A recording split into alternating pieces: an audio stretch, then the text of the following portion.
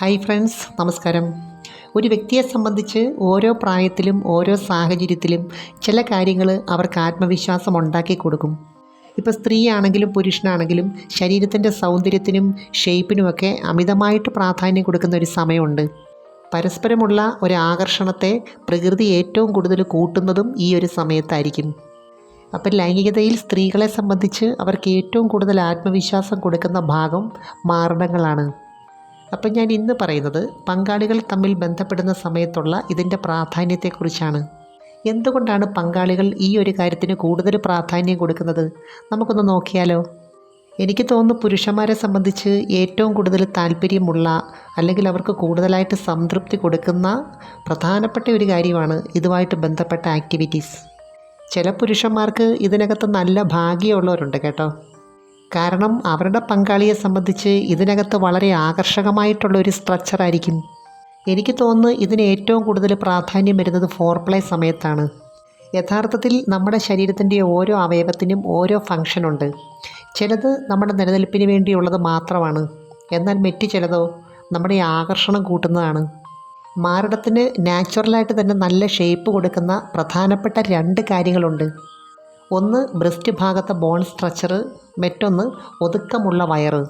എന്നുവെച്ചാൽ ബോൺ സ്ട്രക്ചറിന് അനുപാതമായ വലിപ്പം മാറിടങ്ങൾക്കുണ്ടാവണം. പങ്കാളികൾ തമ്മിൽ ചെയ്യുമ്പോൾ ഏത് ഭാഗത്താണ് കൂടുതലായിട്ടും മനസ്സ് കേന്ദ്രീകരിക്കുന്നത്, അല്ലെങ്കിൽ ഏത് ആക്ടിവിറ്റിയാണ് കൂടുതലായിട്ടും ചെയ്യുന്നത്, ആ ഭാഗത്തെ ബ്ലഡ് സർക്കുലേഷൻ കൂടും. നമ്മുടെ ശരീരത്തിനൊരു പ്രത്യേകതയുണ്ട്. ഏത് ഭാഗത്ത് കൂടുതലായിട്ട് ശ്രദ്ധ കൊടുക്കുന്നോ അല്ലെങ്കിൽ കെയറിങ് കൊടുക്കുന്നോ അവിടെ ഒരു വികസനം ഉണ്ടാവും. എന്ന് വെച്ചാൽ അവിടെ നന്നായിട്ട് പുഷ്ടിപ്പെടും. ജസ്റ്റ് കെയറിങ് മാത്രം പോരാ കേട്ടോ, അതിനുവേണ്ടി ചില കാര്യങ്ങൾ ചെയ്യുകയും വേണം. ഒരു വ്യക്തി വിചാരിക്കുകയാണെങ്കിൽ അവരുടെ ശരീരത്തിൻ്റെ ചില ഭാഗങ്ങൾക്ക് ഒരു രൂപമാറ്റം ഉണ്ടാക്കിയെടുക്കാൻ ഒരു പരിധി വരെ സാധിക്കും. ഇപ്പോൾ കൈക്കും കാലിലും കൂടുതലായിട്ട് മസിൽസ് വരുന്നത് ആ ഭാഗത്തെ കേന്ദ്രീകരിച്ചുള്ള വ്യായാമം ചെയ്യുമ്പോഴും അവിടെ കൂടുതൽ കെയറിങ് കൊടുക്കുമ്പോഴുമാണ്. അതുപോലെ ഒരു സ്ത്രീ വിചാരിച്ചാൽ അവരുടെ വയറുഭാഗമൊക്കെ കുറച്ച് ശരീരത്തിന് നല്ല ഷേപ്പ് ഉണ്ടാക്കി എടുക്കാൻ പറ്റും. ഒരു കാര്യമുണ്ട് കേട്ടോ, ഫേസിന് വലിയ സൗന്ദര്യമൊന്നും ഇല്ലെങ്കിലും ശരീരത്തിന് നല്ല ഷേപ്പും സ്ട്രക്ചറും ഒക്കെ ഉണ്ടെങ്കിൽ പങ്കാളിക്ക് അവരോടൊരു പ്രത്യേക ആകർഷണമായിരിക്കും. സ്ത്രീകളെ സംബന്ധിച്ച് ഈസ്ട്രജനും പ്രൊജസ്ട്രോണുമാണ് മാറിടത്തിന് വലിപ്പം പ്രധാനമായിട്ടും കൂട്ടുന്നത്.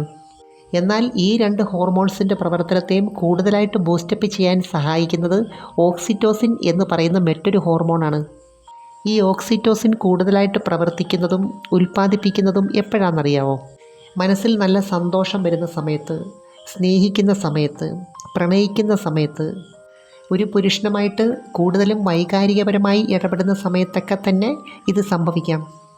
ഇതും ഈ ഭാഗത്തിൻ്റെ ഷേപ്പിനും വെൽനെസ്സിനും ഒക്കെ കാരണമാകുന്നുണ്ട്. അതുപോലെ ഇതിനകത്ത് പ്രധാനമായിട്ടും രണ്ട് നേച്ചർ ഉള്ളവരുണ്ട്. ഹാർഡായിട്ട് പെരുമാറുന്നത് ഇഷ്ടമുള്ളവരും സോഫ്റ്റ് നേച്ചറുള്ളവരും ഉണ്ട്. അപ്പോൾ ഇതിനകത്ത് ഒരു വ്യക്തി ഏത് ടൈപ്പാണെന്നുള്ളത് ഓരോ സമയത്ത് റെസ്പോൺസ് കൊണ്ട് മാത്രമേ നമുക്ക് മനസ്സിലാക്കാൻ പറ്റത്തുള്ളൂ. കാരണം നന്നായിട്ട് ഇഷ്ടമുള്ള ഒരു കാര്യത്തോട് റിയാക്റ്റ് ചെയ്യുന്നതും ഇനി ഇഷ്ടമില്ലാത്ത ഒരു കാര്യത്തോട് റെസ്പോൺസ് ചെയ്യുന്നത് രണ്ട് രീതിയിലായിരിക്കുമല്ലോ. അതിപ്പോൾ ഈ ഒരു കാര്യത്തിന് മാത്രമല്ല, ഏത് കാര്യത്തിനാണെങ്കിലും ഈ സൈക്കോളജി വളരെ പ്രധാനമാണ്. മറ്റൊരു കാര്യം, ആഴ്ചയിൽ 2-3 പ്രാവശ്യമെങ്കിലും വെളിച്ചെണ്ണ കൊണ്ട് മസാജ് ചെയ്യുന്നത് അവിടേക്ക് ബ്ലഡ് സർക്കുലേഷൻ കൂട്ടാനും അതിൻ്റെ ഭംഗി വർദ്ധിപ്പിക്കാനും വളരെ പ്രയോജനകരമാണ്. അതുപോലെ ഓരോ മെത്തേഡ് ചെയ്യുമ്പോഴും കാണുമ്പോൾ അതിൻ്റെ രൂപത്തിന് മാറ്റം വരുന്നുണ്ട്. എനിക്ക് തോന്നുന്നു ഫേസ് ടു ഫേസ് അല്ലാത്ത പൊസിഷനിൽ അതിനകത്തുനിന്ന് കിട്ടുന്ന ആ ഒരു എക്സ്പീരിയൻസ് ഡിഫറൻ്റാണ്. അതുപോലെ ഇതുമായിട്ട് ബന്ധപ്പെട്ട ഏത് ആക്ടിവിറ്റീസും സ്നേഹത്തിൻ്റെ ഊർജ്ജത്തെ കൂട്ടുന്നുണ്ട്. അതുകൊണ്ട് തന്നെ സ്ത്രീകളെ സംബന്ധിച്ച് സ്നേഹവും ലൈംഗികതയും തമ്മിൽ വളരെ അഭേദ്യമായ ഒരു ബന്ധമുണ്ട്. അതുകൊണ്ട് തന്നെ പരസ്പരം സ്നേഹമില്ലാത്ത, പ്രണയമില്ലാത്ത, ഒരു പ്രത്യേക അടുപ്പമില്ലാത്ത പങ്കാളികളെ നമ്മൾ നോക്കിയാൽ അറിയാം. അവർ ഈ ഒരു കാര്യത്തിൽ ഷെയർ ചെയ്യാത്ത ലൈഫ് സ്റ്റൈലായിരിക്കും കൂടുതൽ പേർക്കും ഉള്ളത്.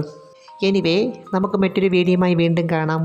അപ്പോൾ ചാനൽ സബ്സ്ക്രൈബ് ചെയ്യാൻ മറക്കരുത്, ലൈക്ക് ചെയ്യണം, അയക്കാൻ പറ്റുന്ന കൂട്ടുകാർക്കൊന്ന് അയച്ചു കൊടുക്കണം കേട്ടോ. Thanks for watching. See next time. By.